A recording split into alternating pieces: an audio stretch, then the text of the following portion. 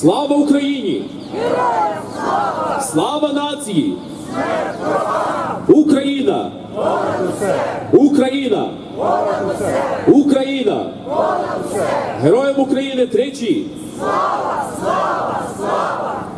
My friends, we have faced our opposition head-on many times in the past, and we continue to do so. Because in a society with freedom of speech, it's very important to exchange different opinions, so that you get to see which opinion is better. Which person, which politician, which speaker spreads truth and which one spreads lies. We can only see this by seeing them engage in a functional and civilized debate. However, careful with that. However, our opposition refused to engage with us in the past. They have only limited themselves to insults and to random shouting around the area. We've said this many times in the past and we say it again. If people disagree, if people think differently, they are free to ask a question and we will answer it. Because we have those answers, my friends. We can answer them clearly, concisely and directly. But our opposition cannot. The way they do things is they either avoid the question, proceed to insult, or they change subjects altogether. And the most popular way for them to change subjects is with "what about it?" And it's a lovely comparison they make between Russia and the United States of America. Personally, I love it when they compare those two. Obviously, the two countries are incomparable. But let's see why. Let's see why we truly can't use the "what about" argument when confronting the crimes of the Russian terrorist regime. Let's talk about expansionism. The Russian terrorist regime is perpetually trying to annex more territories, perpetually trying to take over more lands, supposedly to spread their idea of this Ruski Mir, of the Russian peace and of the Russian world. But what is that all for? Will the people that are planning to annex be better off with Russia? No, my friends. The quality of life is terrible in Russia. People live in poverty, in absolutely atrocious conditions. And this has been exacerbated by this war started by the Russian terrorist regime.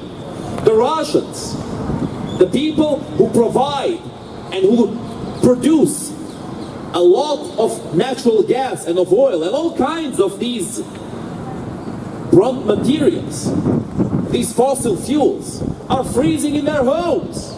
But how could that happen? They are one of the biggest gas producers in the world.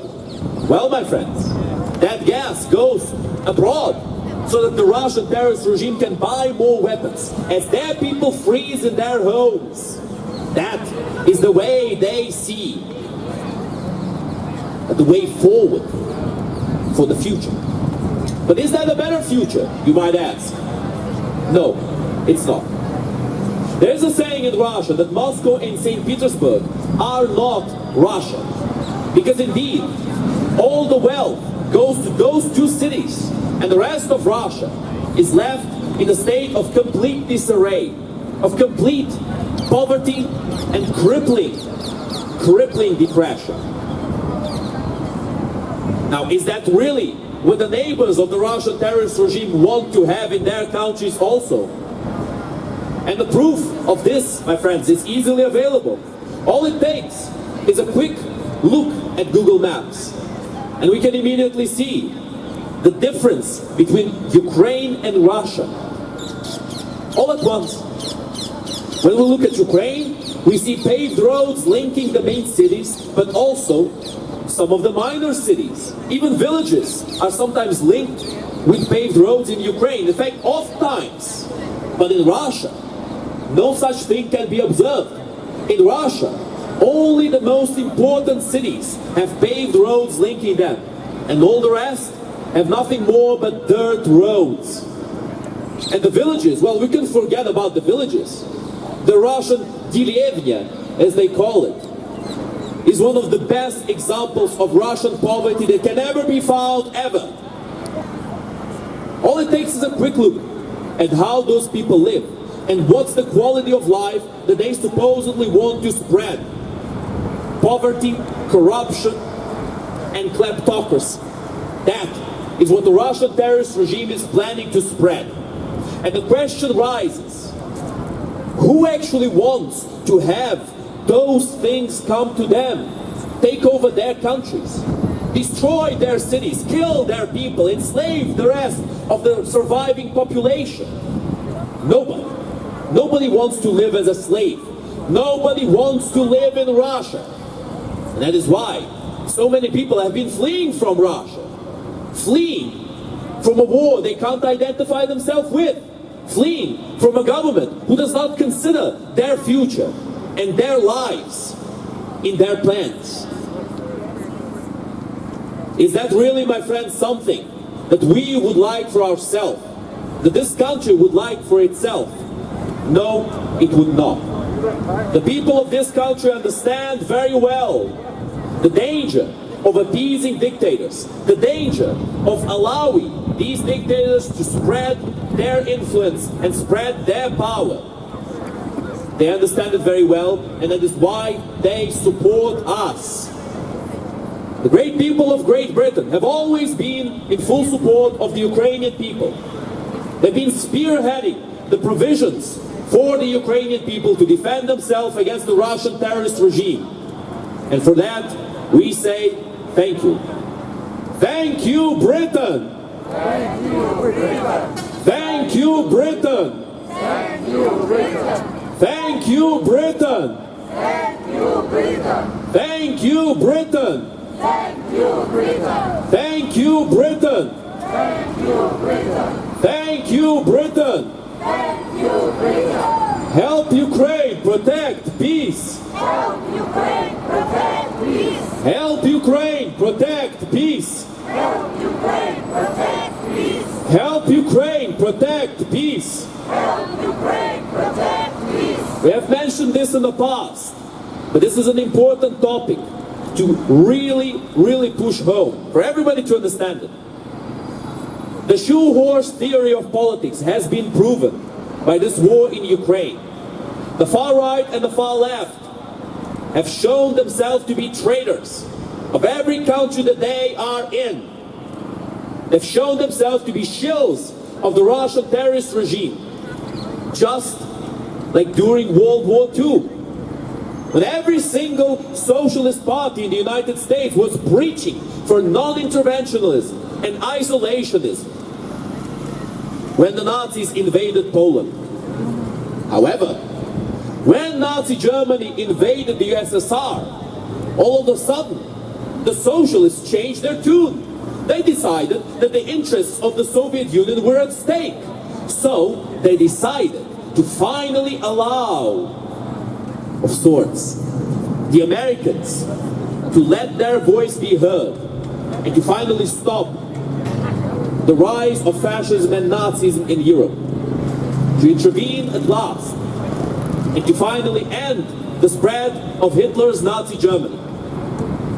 But speaking of which, the comparison between Nazi Germany and the Soviet Union is very deep. And there are many similarities between the two. We could talk about the obvious ones, like complete control over economy, or authoritarianism, or the perpetual genocides that they have perpetrated. Millions of people, tens of millions of people dead for nothing more but showing their own opinions and opposing the opinions of the party that was ruling those countries. But we should delve deeper. We should discuss the actual alliance at the beginning of World War II between Nazi Germany and the Soviet Union. Now, of course, the Russophiles will always say that there was no such alliance. But when we mention to them the Molotov-Ribbentrop Treaty, which was signed between the Nazis and the Soviets to divide Poland in half and give half of those lands to the Nazis, half to the Soviets, all of a sudden they shudder. They don't want to face that argument because it is truth. And of course, they've been training all the way until Hitler decided to invade the Soviet Union. And don't think that Stalin would have kept his word either. Stalin was slowly preparing for a possible invasion of Germany also. The Soviet troops were deployed in an offensive manner, not in a defensive one.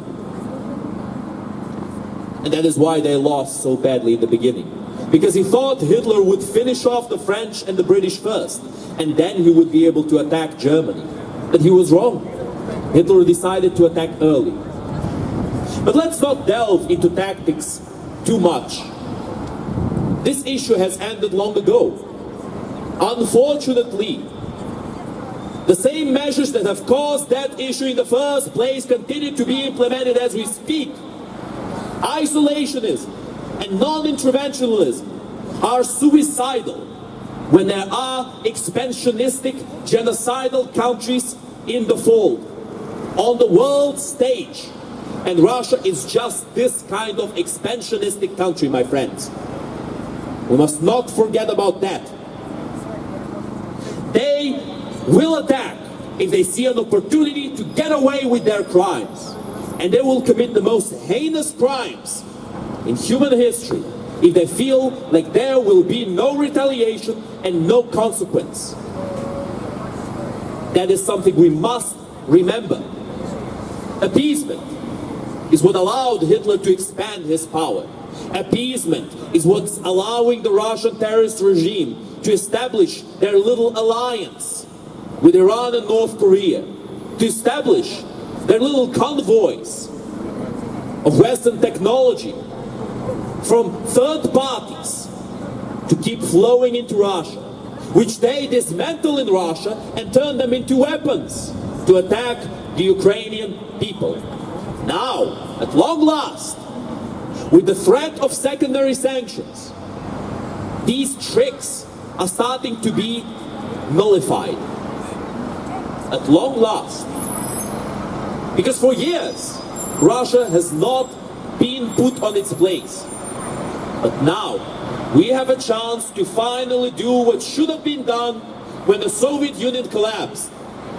The spread of Western influence into Russia, into Eastern Europe, into the whole world. That is the future, my friends. We cannot allow these terrorist regimes to push for their multipolar world. The so-called multipolar world is a mere excuse for genocide, a mere excuse for their genocidal expansionism of destruction and annihilation of the people who they oppress. The quality of life in the Russian terrorist regime is atrocious, as we've mentioned many times. But the quality of life in the West is still the best in the world. Why would so many people want to migrate to these great countries if they were terrible to live in? Nobody wants to move to a country to be oppressed there. Everybody wants to move to the countries that have the best quality of life. And that should serve as proof that the West is doing something right, and it should continue to do as such.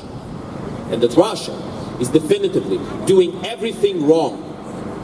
But the truth of the matter is, they don't care. The elections that will soon happen in Russia are already decided before they even happen. Not a single one of the honest opposing figures against Putin have been allowed to run in this election. What they have now is controlled opposition, nothing more. And what truly will happen is that Putin will once again make a facade out of the election process. A theater, a dance macabre, if you will. Because that's what he's been doing ever since he got into power. The Russian government cannot impeach Putin. Putin can impeach the Russian government. He's passed countless legislations that enable him to do whatever he pleases with zero accountability. And this genocidal maniac is the creature that we are being told to appease, the creature we are being told to negotiate with. This happy grandpa, or Veselый Dedushka, as the Russians call him. This individual cannot be appeased any longer, my friends. Putin needs to be brought down at last Russia needs to be reformed and Ukraine needs to be liberated.